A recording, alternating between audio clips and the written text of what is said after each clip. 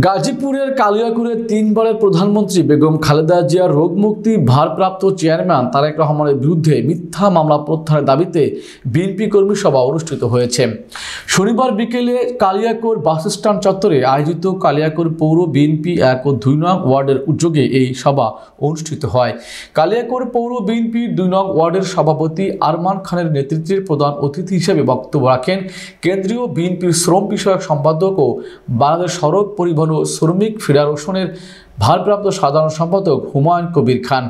সভায় বিশেষ অতিথি হিসেবে উপস্থিত ছিলেন কালিয়াকৈর উপজেলা বিএনপির সাবেক সভাপতি আব্দুল লতিফ বোয়ালি, ইউনিয়ন পরিষদের সাবেক ইউপি চেয়ারম্যান আখতারুজ্জামান, কালিয়াকৈর পৌর বিএনপির সভাপতি মোয়াজ্জেম দেওয়ান, গাজীপুর জেলা বিএনপির সহসভাপতি মোখলিসুর রহমান, কালিয়াকৈর পৌর বিএনপির সাংগঠনিক সম্পাদক রেজবি আহমেদ দুলাল, গাজীপুর জেলা বিএনপির সহসভাপতি হরজত আলী মিলন, গাজীপুর জেলা শ্রমিক দলের আহ্বায়ক মিনার উদ্দিন, কালিয়াকৈর পৌর 2 নং ওয়ার্ড সাধারণ সম্পাদক দুলাল উদ্দিন, যুগ্ম সাধারণ সম্পাদক মতিউর রহমান সহ বিএনপির বিভিন্ন অঙ্গ সংগঠনের নেতৃবৃন্দ উপস্থিত ছিলেন।